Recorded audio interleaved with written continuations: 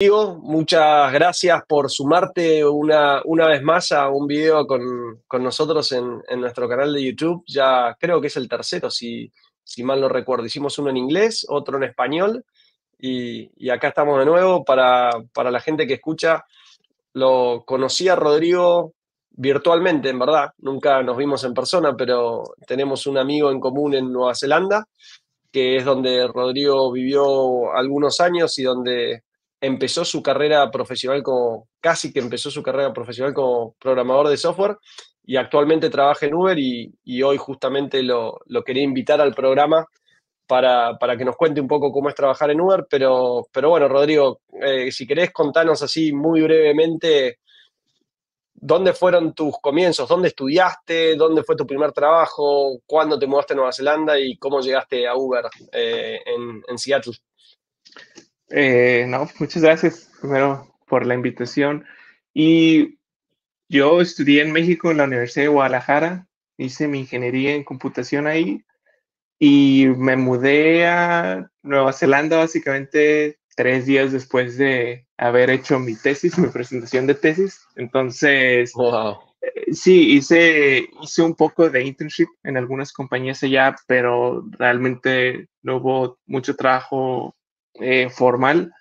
Me lancé a la aventura, que no sé si lo recomiendo ya como adulto pensante, pero me lancé a ver qué había y digo, afortunadamente pude encontrar algo dentro de 2 meses cuando me mudé, lo cual yo considero que es un tiempo muy, muy rápido.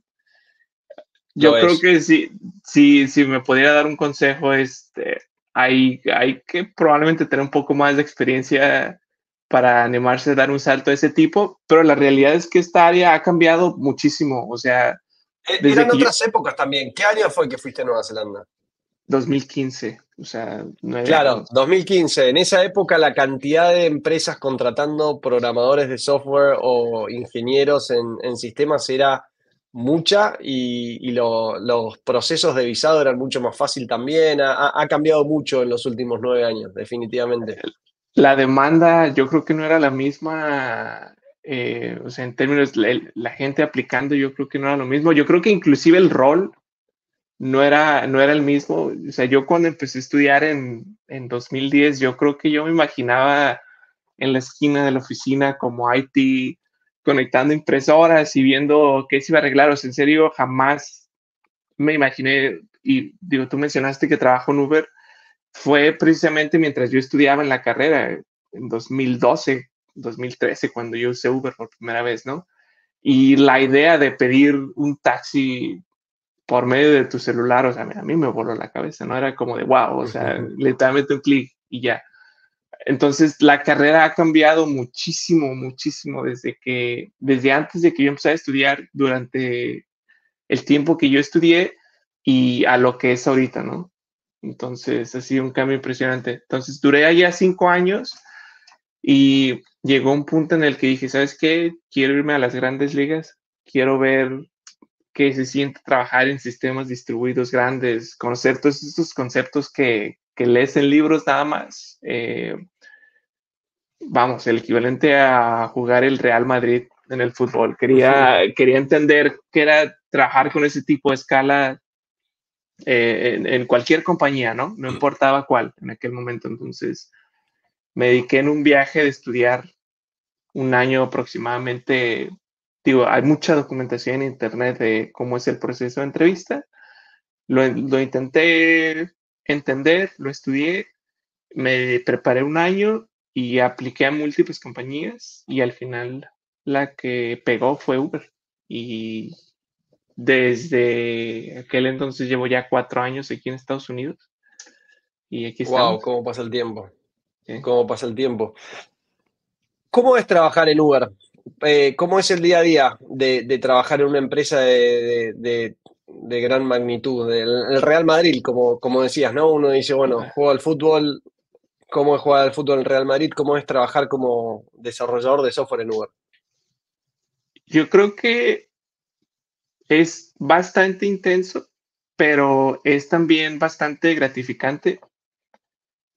uno estaba hablando con un manager y le decía, este es el primer trabajo en el cual llego a las 9, abro mi laptop y es empezar a trabajar desde el segundo cero, ¿no? Hasta que cierro mi laptop y es trabajar, trabajar, trabajar. Cuando en otras compañías llegaba, ¿qué onda? ¿Cómo estás? Vamos por un café. ¿Cómo te fue el fin de semana? O sea, es un proceso en el cual, en serio, es muy intenso, ¿no? Y también la escala de lo que estás haciendo es global, ¿no? Entonces, eso es bueno y eso es malo, porque si es algo bien, tiene un impacto bueno, pero si es algo malo, puedes literalmente afectar a millones de personas, ¿no?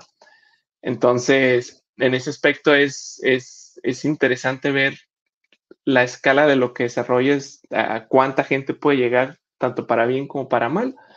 Eh, Creo que en general, en cualquier tipo de compañía grande, no importa si es Google, Facebook, Uber, Airbnb, Slack, la que tú quieras, ¿no?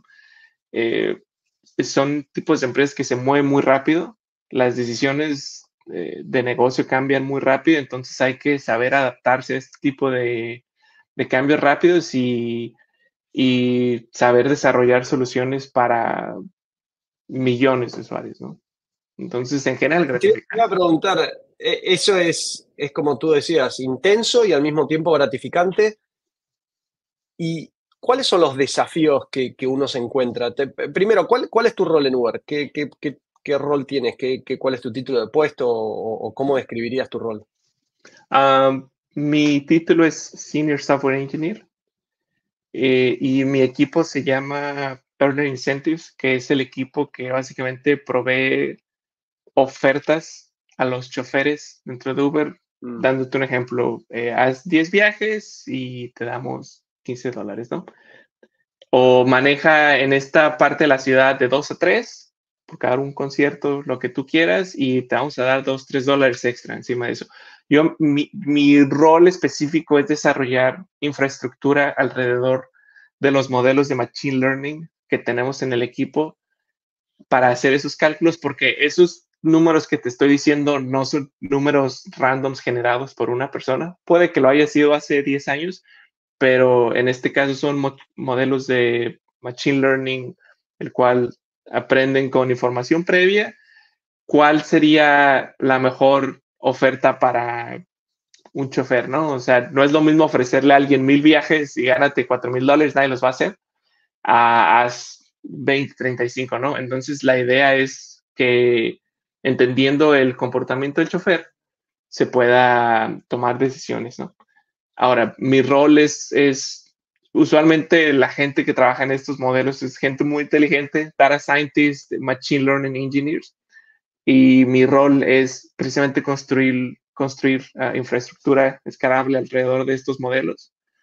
Um, entonces, sí, ese es mi rol. Perfecto. ¿Y qué es lo más desafiante o los desafíos más grandes de tu rol?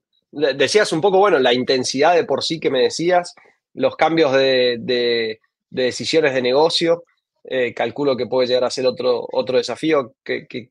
O tú, ¿cuáles encuentras que son los mayores desafíos? Este ha sido mi tercer equipo que he estado en Uber y definitivamente cada equipo ha tenido su enfoque y sus desafíos completamente diferentes, ¿no? Ahorita, precisamente en este equipo, uno de los desafíos interesantes que he tenido es la cantidad de información que manejamos para tomar ciertas decisiones. Eh, Hay que aplicar bastantes optimizaciones de la manera en la que se lee la información, la manera en la que se lee, en que se procesa la información, que si vas y buscas en Google o este tipo de cosas, no lo vas a encontrar tan fácilmente. Tienes que tener contexto sobre qué estás haciendo para poder tomar decisiones de eso. Y también yo creo que la cantidad de ciudades y configuraciones con las que podemos o solemos trabajar es otra de las cosas interesantes. O sea, estamos en nuestro proceso de desarrollo de ofertas para cientos de ciudades, ¿no? Entonces, ¿qué pasa si uno está fallando? ¿Por qué está fallando? Etcétera, etcétera. Entonces, el scope que tu equipo tiene es todo Estados Unidos. Dentro de Estados Unidos, ¿cuántas ciudades hay, no? Todo Latinoamérica, dentro de toda Latinoamérica, ¿cuántas ciudades hay, no? Entonces tienes que construir herramientas genéricas. Digo, nosotros no somos los que vamos y hacemos todas las configuraciones, pero tenemos que asegurarnos que estas herramientas sean genéricas para que la gente de operaciones de Latinoamérica, de Estados Unidos, de todo ese lado pueda crear las configuraciones necesarias y poder escalar haciendo todos estos procesos al mismo tiempo. Está bien, perfecto. Estaba pensando, ¿no? Siendo equipos tan grandes, que impactan tanto, contabas un poco cómo es el día a día quizás en una empresa, donde uno llega, se toma un café, saluda, cómo te fue el fin de semana y después se pone a trabajar. Y lo mismo pensaba para cuando dice, bueno, uno tiene, no sé, un bug en producción. Me acuerdo, hay una empresa en Nueva Zelanda que se llama TradeMe, la habrás usado. Tenía una persona que había empezado a trabajar ahí, que había tenido un error, un bug en producción y se había caído TradeMe por, no sé, una hora. Y el costo que le generaba a TradeMe tener es un e-commerce caído durante una hora. Y me contaba cómo se juntaron en el equipo, que era un equipo más bien chico, todos juntos en la oficina, diciendo, bueno, ¿cómo arreglamos esto? ¿Cómo se escalan los problemas en Uber siendo tan grande? La magnitud es tan grande. ¿Cómo es el proceso de escalar un problema que ya puede ser menor o mayor, ¿no? Pero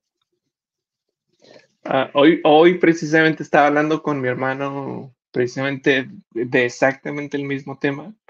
En Uber y en cualquier otra compañía grande se genera algo que es un incidente, que cuando algo está sucediendo que no debería, se crea un incidente, ¿no? Ahora, hay de todo tipo de incidentes, ¿no? Hay incidentes que pueden generar impacto económico, hay incidentes que pueden generar usuarios que no estén felices en general, ¿no? Oye, estoy intentando pedir un Uber y no hay match, porque el servicio de match está caído, cosas por el estilo, ¿no?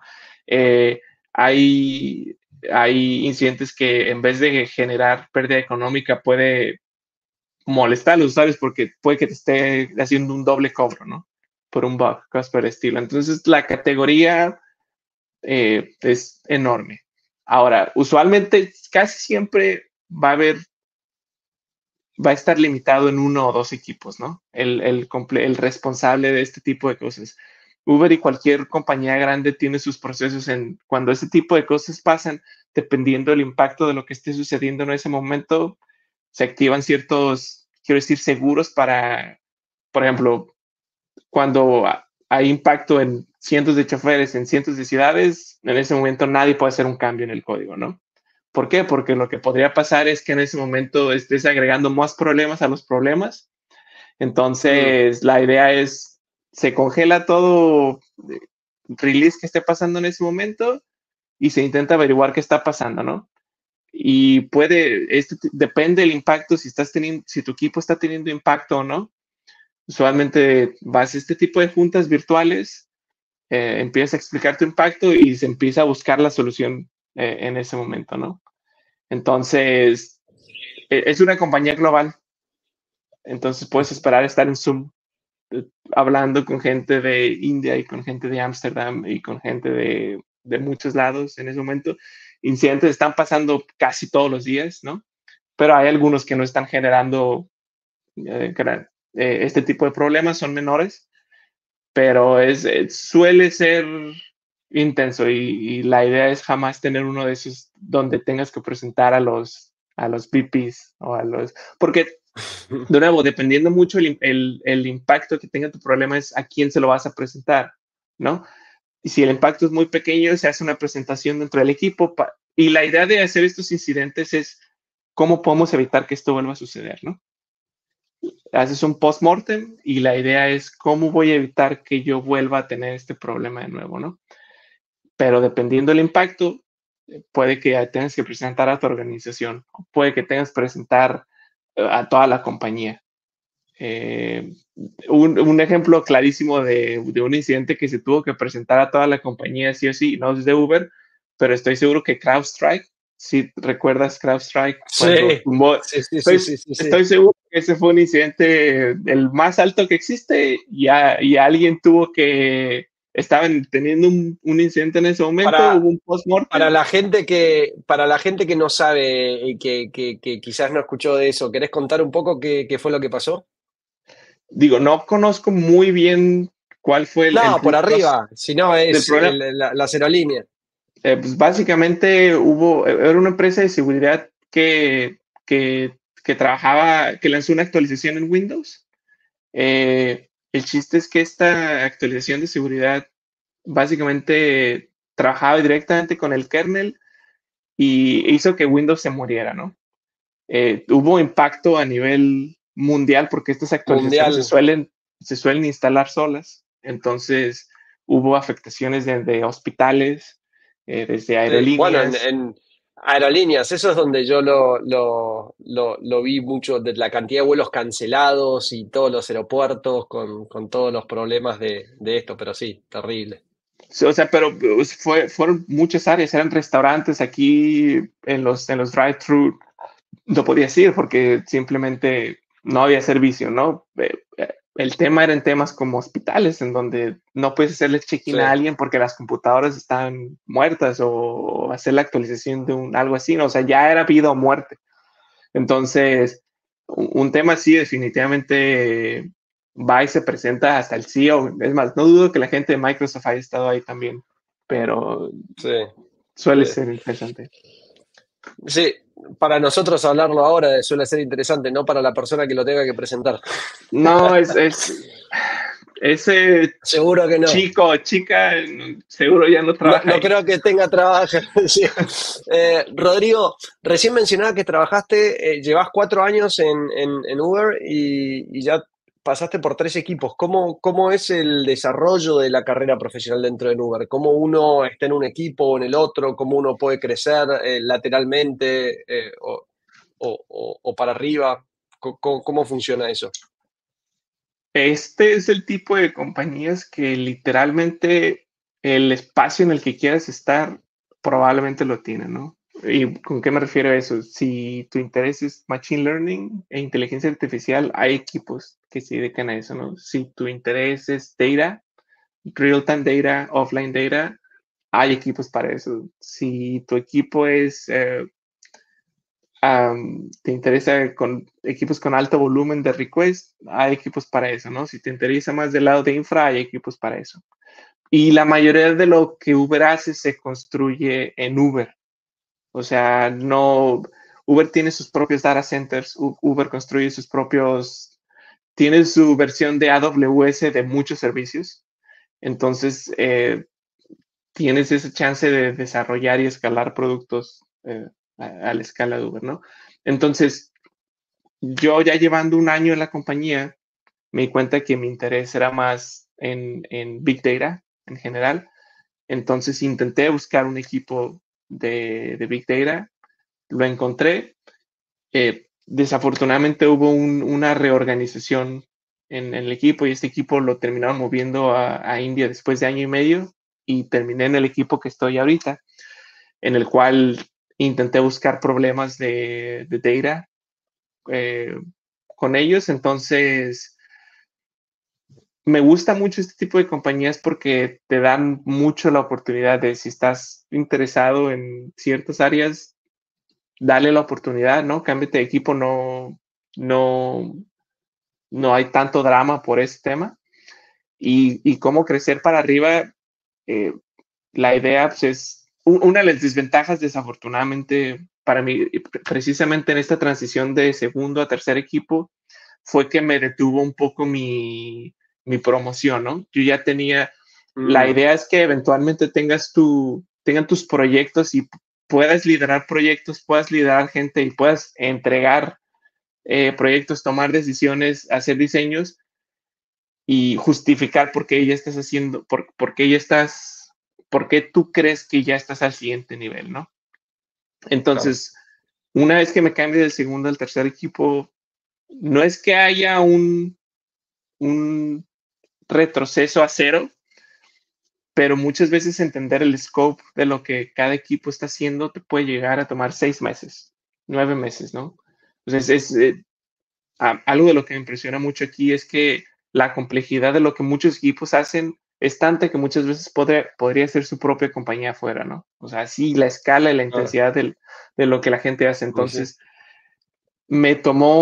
llevo en este equipo un año y me tomó 6 a 9 meses, número uno, en ganarme la confianza para que me dijeran, ok, tienes este proyecto grande, velo y desarrollalo, trabaja con estos ingenieros, esperamos resultados, haz estos diseños de sistemas, cómo podemos escalar de, no sé, millones a cientos de millones, procesamientos de data, en este caso, columnas, ese tipo de cosas, ¿no? Um, entonces, la idea es precisamente, no quiero decir que haya un checklist, pero sí hay ciertas bullet points que tienes que decir, bueno, soy capaz de hacer esto, esto, esto, esto, y toma su tiempo desarrollar o llegar a ese lugar con un mismo equipo, con un mismo proyecto, con un mismo todo. Pero en general es bastante divertido. Está muy bien, está muy bien. Rodrigo, contame, y con respecto a tu carrera profesional, ¿no? Quizás esto ya lo mencionaste un poco, pero vos decías que en el 2012 fue la primera vez que usaste un Uber, Uh -huh. justo cuando estabas en la universidad estudiando, y hoy trabajas para Uber. ¿Cómo te cambió en lo personal y en lo profesional trabajar para Uber hoy? 15, casi 15 años después de la primera vez que... Eh, la, es increíble, ¿no? O sea, el tipo de problemas que ves aquí y el tipo de negocio que Uber tiene son problemas extremadamente específicos, el cual requiere soluciones muy específicas, ¿no? Entonces sí requiere pensar muy fuera del estándar para intentar implementar ¿Te los muchos. imaginabas a estos problemas antes de trabajar en Uber Es, o ni siquiera podías imaginártelos? es que muchos de esos los lees. O sea, yo era muy fan de leer blogs de ingeniería en general de empresas grandes, ¿no? Slack, Uber, AWS, y yo leía ese tipo de cosas, a mí me emocionaba bastante, ¿no? Eh, y desafortunadamente, muchas de las tecnologías que yo quise usar en su momento o que quería usar, no puedes usarlas si no tienes el problema adecuado, ¿no? Entonces, una Claro. vez que entro a Uber y empiezo ya en mi día con día a usar estos términos y estas tecnologías y estas implementaciones, o sea, yo como ingeniero que sí disfruto bastante mi carrera, o sea, fue increíble, ¿no? Yo creo que el equivalente es un músico ir a tocar a festivales enormes, ¿no? O sea, la adrenalina, eh, o como cualquier trabajo de programador suele ser bastante estresante, ¿no? Porque tu trabajo es solucionar problemas. Entonces, y crearlos a veces. Entonces, en general ha sido increíble. O sea, yo si me retiro el día de mañana a tener mi granja de gallinas, yo creo que hice lo que tenía que hacer. Eh, bueno, eso no es correcto, no hice lo que tenía que hacer, pero sí he hecho mucho de lo que jamás me imaginé que creía hacer. Y muchas veces que de repente compro un nuevo libro y me pongo a leer ciertas soluciones o ciertas implementaciones, es muy interesante darse cuenta de que o uno llegan a usar referencias a cosas que hacemos dentro de la compañía. Por ejemplo, Uber hace esto dentro de esto. Y número dos, la manera en la que los libros lo pueden describir es muy básico a comparación de cómo Uber lo está haciendo. Entonces, eh, estar en todo este universo de entender cómo funcionan esas ondas de ingeniería está muy bueno, es muy bueno, o sea, es un sueño casi, casi, ¿no? Y muchos de estos productos internos se desarrollan haciendo este concepto llamado ERD, que es Engineering Review Document, en el cual explican Ok. cómo están diseñadas ciertas cosas, cómo se va a hacer, etcétera. Entonces, inclusive como aprendizaje, si dices, a ver, esta herramienta que usamos interna, ¿cómo se desarrolló? Vas y lees su Wikipedia, por así decirlo, y terminas aprendiendo bastantes cosas, ¿no? De por qué ciertas decisiones se tomaron, eh, cómo es la Todo eso queda implementación, etcétera. documentado. Cada vez que se hace algo Sí, así, todo está documentado. sí, o sea, Mucha gente, una de las cosas que no les gusta es el proceso burocrático que existe detrás de desarrollar algo nuevo, eh, pero es muy importante, en especial cuando las cosas salen mal, ¿no? O sea, tienes que entender por qué se hizo esto, para qué se hizo esto. Entonces, tienes que ir a leer la documentación de la persona que probablemente ya se fue, porque Uber, así como cualquier compañía de ingeniería, la gente suele cambiar de trabajo cada 3, 4, 5 años, ¿no? Entonces, uh, sirve como referencia para cualquier persona que esté trabajando en este proyecto, porque ciertas decisiones se tomaron. Entonces, sí, todo eso se documenta, se presenta, se aprueba. No es cuando yo en mis otros trabajos era de, voy, hago mi cambio que está en mi mente, se rompió, ¿por qué? No sé, déjame investigar. Aquí es un proceso muy, muy documentado y muy riguroso para hacer cualquier tipo de cambio, ¿no? ¿Sos parte del equipo que entrevista a nuevos postulantes para trabajar en Uber? O básicamente, ¿entrevistás a ingenieros que están aplicando para trabajar en Uber? Sí, tengo como 5 entrevistas en las siguientes 3 semanas. Entonces, sí. ¿Qué es lo que miran en las entrevistas? O mejor dicho, si alguien quisiera trabajar en Uber, ¿qué es lo que miran en las entrevistas y cómo le dirías a alguien que se prepare, ¿no? Esto que vos decías, vos leías un montón, libros, blogs de ingeniería, estudiaste durante un año. Eh, ¿qué podés decir de eso para alguien que diga, bueno, me gustaría trabajar en Uber? El proceso en Uber, al igual que la mayoría de empresas grandes, estoy hablando Google, estoy hablando Facebook, estoy hablando de OpenAI, Anthropic, todo ese tipo de compañías, es muy parecido, ¿no? El cual va a ser, hay 3 categorías principales, las cuales la compañía quiere asegurarse que tengas los skills adecuados, ¿no? La primera son estructura de datos, que es una categoría dentro de la ingeniería de computación, la cual tienes que dominar completamente. Mucha gente se queja porque cree que es una categoría muy difícil que al final no terminas usando en tu día con día, pero en empresas como Uber, sí, me ha tocado implementar grafos, me ha tocado implementar árboles, me ha tocado implementar cosas que precisamente yo tenía idea de que no aplica, pero sí aplica, ¿no? Eh, entonces, está esa parte, hay que dominarla bastante bien.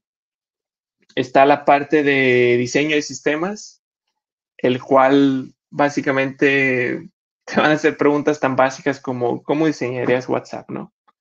Y la idea no es que diseñes WhatsApp a como existe actualmente, pero que sí tengas una idea de muchas tecnologías y muchos procesos. Y la idea ahí es checar la experiencia del ingeniero en general, ¿no? Oye, a ver, si este componente no está funcionando, ¿qué pasaría? Oye, si se pierde este mensaje, ¿qué se puede hacer, no? Oye, que esto, oye, aquello. ¿Cómo te aseguras que, usando el mismo caso de WhatsApp, ¿no? ¿Cómo te aseguras que si un mensaje se envió, no se pierda? ¿Cómo te aseguras que si Rodrigo le envió un mensaje a Santiago, no se pierda en medio, ¿no? Cosas por el estilo. Entonces, ¿qué pasa si el sistema se cae? Etcétera, etcétera. La idea es entender la experiencia del ingeniero en general y la tercera son soft skills, ¿no?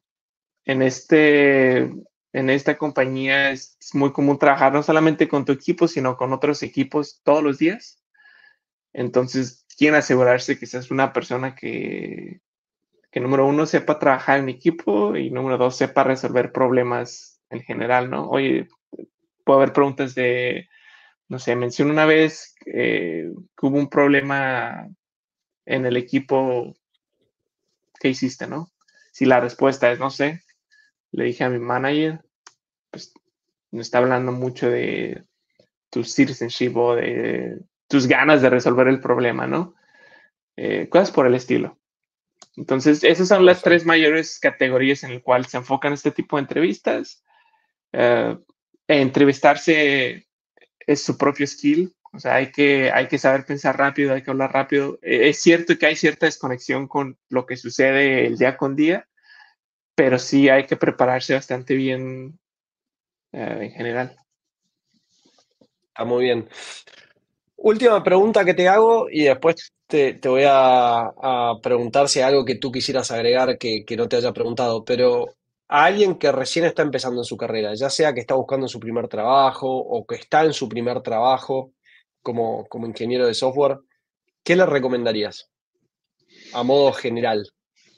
Que está buscando su primer trabajo. Ah, yo O creo que en que ya está general, en su primer trabajo, o, digamos, no necesariamente que el que está en la búsqueda o el que está empezando su carrera como ingeniero.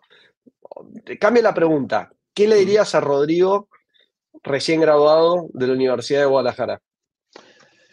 en general hay que intentar mantenerse actualizado en esta área, ¿no? Eso es un área que evoluciona muy rápidamente, muy, muy rápidamente.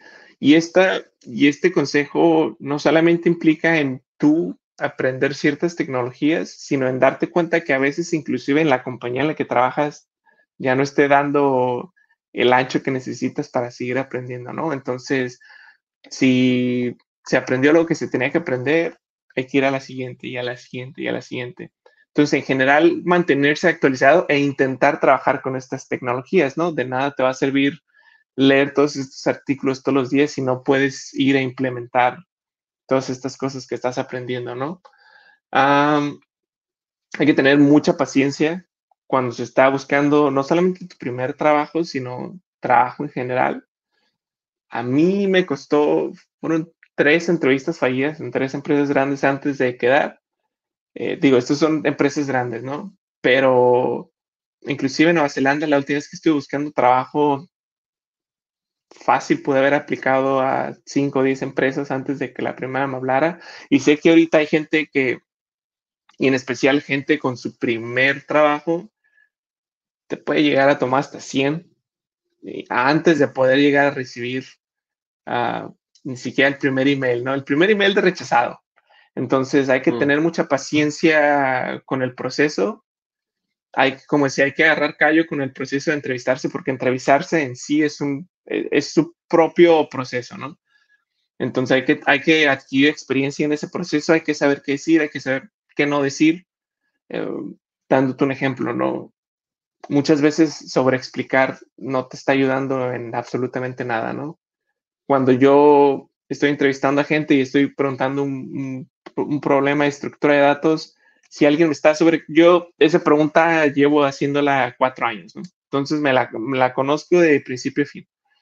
Si alguien me está sobreexplicando, estás perdiendo la valiosa área que tienes para explicar en algo que yo ya entiendo, ¿no? Entonces, intenta explicar eh, lo más genérico que puedas, por así decirlo, high level, lo más alto nivel posible. Si el ingeniero te pregunta, a ver, explícame más esta onda, bueno, vamos en profundidad, pero si no, pues hay que verlo todo high level, ¿no? Entonces, mi punto es, entrevistarse en sí requiere su propio entrenamiento para saber sí, qué decir, qué no decir, etcétera. Um, y una vez están dentro del área, hay que seguirse preparándose, ¿no? Esas son las únicas cosas que puedo pensar. Me gusta mucho esta área en general porque siento que hay espacio para lo que quieras hacer, ¿no? O sea, es un área tan diversa como la medicina, si no es que más, que de nuevo, si estás interesado en Machine Learning, Big Data, Data Mining, eh, diseño de sistemas, lo que tú quieres, hay un área para ti, ¿no? Entonces, creo que en general es un área muy noble y, y sí. está muy bien. ¿Algo que quieras compartir que no te haya preguntado? ¿Qué será? Bueno, eh, yo creo que en general hay que sacarle provecho a todas las tecnologías y al Internet en general para prepararse en este camino. Yo estos últimos meses he estado usando bastante ChatGPT, ah, más como patito dule que, Mm, que, que, mm, que copy y paste de código, ¿no? Suele haber mucho ego de la gente de yo no lo voy a pedir a este ChatGPT que me haga código. En general, jamás yo voy a copiar y pegar código de ChatGPT porque no suele ser ni tan eficiente ni tan bueno, pero en general como con temas de conversación de preguntas y respuestas suele ser bastante sólido en general. He tenido casos en donde quería que me hiciera un boilerplate de código que terminé tardándome más haciendo el ChatGPT que hacerlo yo mismo. Entonces, no suelo usarlo mucho para eso, pero sí para hacer preguntas en general de ciertas cosas, siempre confirmar con Google, pero es una herramienta bastante poderosa. La información que hay en Internet ahorita no estaba hace 10 años, en el aspecto de que hay muchas cosas que cuando tenía la duda hace 10 años no había tanta información y ahorita ya hay 40 youtubers hablando del mismo tema, ¿no? Entonces, es un área en donde si no sabes buscar, si no sabes sacarle provecho a Internet en general, te vas a quedar atrás. Entonces hay que sacarle mucho provecho al Internet en general. Suena consejo tonto, pero eh, una de las cosas que le digo mucho a la gente es, me decía, es que no quiero buscar porque si no es como si era trampa. Le digo, no, es que estar en este trabajo hay que estar buscando todo el tiempo en Google, hay que aprender a hacerlo, hay que desarrollar este skill, ¿no? Claro. Entonces, sacarle el provecho de esas herramientas en general. Rodrigo, muchísimas gracias. No, de qué, gracias por la invitación.